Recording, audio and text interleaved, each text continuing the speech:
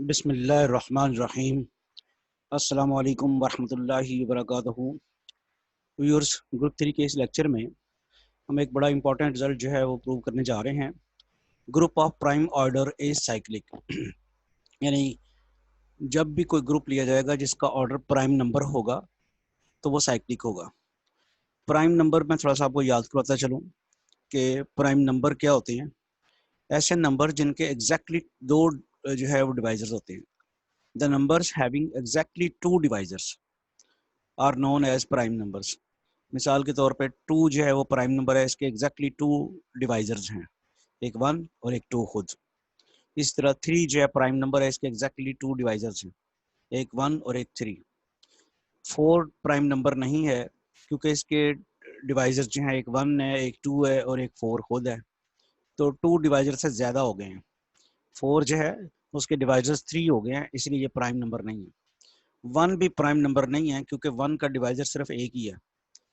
तो हम बात कर रहे हैं प्राइम नंबर्स की, ऐसे नंबर्स जिनके एग्जैक्टली 2 डिवाइजर्स हो, एक 1 और एक वो खुद हो, उन नंबर्स को हम कहते हैं प्राइम नंबर्स। ऐसे ऑर्डर का जो ग्रुप होगा वो हमेशा साइक्लिक होगा। मसलन group of order 2, group of order 3, group of order 5, group of order 7, ये सारे के सारे जो हैं साइक्लिक ग्रुप्स होंगे। ये पंजाब यूनिवर्सिटी के 2019 के क्वेश्चन नंबर 2 का 9th पार्ट है, तो उसको एक रिजल्ट भी कर लेते हैं और पेपर का क्वेश्चन भी हो जाएगा। और जैसा कि आपको मालूम है कि ये BS math 4th semester, BS math 5th semester, BA BSc, MSc mathematics, PPSC lecturer mathematics, FPSC lecturer mathematics, PPSC mathematics और CS मैथमेटिक्स के लिए ये लेक्चर यूजफुल है। ओके, क्वेश्चन नंबर 2 का 9th पार्ट है पंजाब यूनिवर्सिटी के क्वेश्चन पेपर 2019 का, जो कि 5th सेमेस्टर वाले बच्चों को आया था। Prove that a group of prime order is always cyclic. Prove that a group of prime order is always cyclic. जी, solution में हम लेते हैं let G be a group of prime order P, then we have to show that G is cyclic. Group आपने ले लिया prime order का और आपने साबित करना है कि साइक्लिक है। अब साइक्लिक साबित करने के लिए जारी बात है, आपने ये करना है साबित कि ये ग्रुप जो है किसी एक एलिमेंट से जनरेट हो जाएगा। तो उसके लिए आप एक नॉन आइडेंटिटी एलिमेंट G का लेते हैं। Let a be any non identity element of G। अब अगर G इस एलिमेंट से जनरेट हो गया तो जाहिर बात है साइक्लिक बन जाएगा। अच्छा, अब G का तो पता नहीं, अभी तो पता नहीं है, अभी तो प्रूव करना है कि साइक्लिक हो जाएगा। लेकिन एक काम तो हो सकता है, जो आपने एलिमेंट लिया है ए G का, उससे एक साइक्लिक सब ग्रुप तो जनरेट कर सकते हैं। क्या कर सकते हैं? आपको पता है कि जो एलिमेंट, हर एलिमेंट का ऑर्डर होता है। G ग्रुप है, उसका कोई एलिमेंट नहीं, उसका ऑर्डर होगा।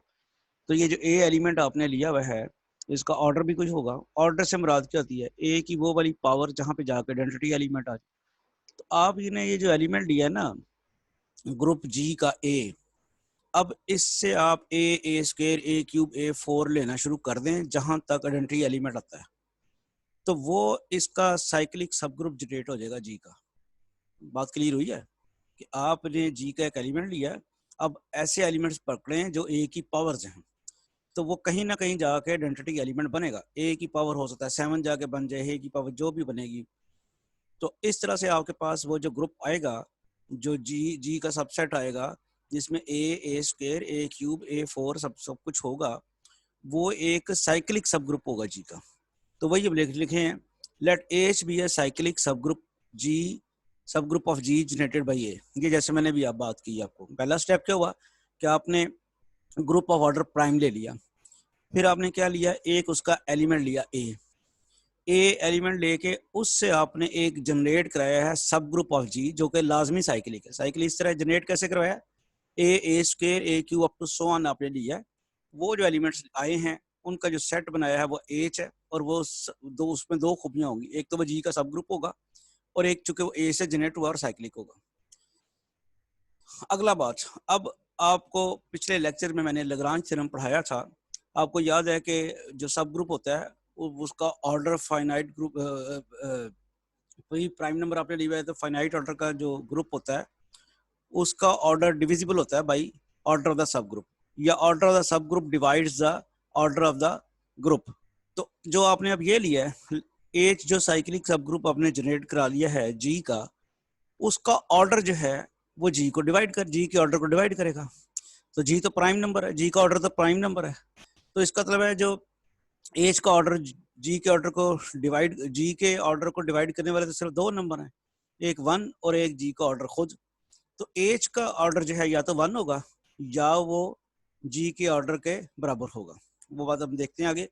Late H be cyclic group, cyclic subgroup of G generated by a, then by Lagrange theorem the order of H must divide the order P of जी।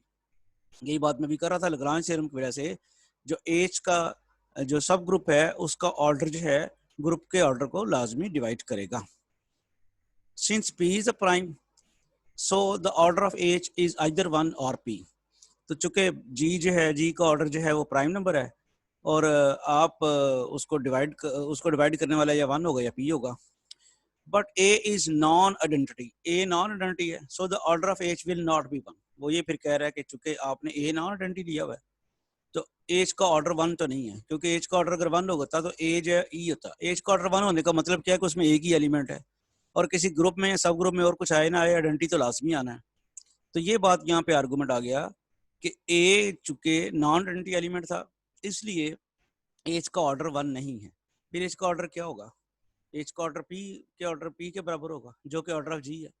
तो इसका का मतलब हुआ कि एच जो है वो जी के बराबर है। तो एच तो आपने साइक्लिक ग्रुप लिया हुआ ना, साइक्लिक ग्रुप जनरेट कराया हुआ ना ए से, तो जिसके ये बराबर है वो भी साइक्लिक हो गया। तो but then G is cyclic because H is cyclic, hence any group of prime order is cyclic. ये हमने कंक्लूड कर लिया। मैं स्टेप्स रिपीट करूं सारे के सारे। आपने एक ग्रुप जी लिया ऑफ प्राइम ऑर्डर पी का, उसके बाद आपने उसका एक नॉन आइडेंटिटी एलिमेंट ए पकड़ा और उससे आपने क्या किया है, एक साइक्लिक सब ग्रुप जी का जनरेट करवाया। अब Lagrange थ्योरम के मुताबिक सब ग्रुप ए जो है उसका ऑर्डर जो है ऑर्डर ऑफ जी को डिवाइड करेगा। अब ऑर्डर ऑफ जी को डिवाइड करेगा या तो फिर वो 1 होगा या ऑर्डर ऑफ जी के बराबर होगा। 1 वो हो नहीं सकता क्योंकि आपने जो एलिमेंट लिया हुआ ए वो नॉन आइडेंटिटी एलिमेंट है। फिर क्या हो गया, ऑर्डर ऑफ एच जो है वो ऑर्डर ऑफ जी के बराबर हो गया। Order of H order of G के बराबर होने का मतलब क्या है कि एच जो है वो जी के बराबर है। तो एच साइक्लिक था तो फिर जी भी साइक्लिक हो गया।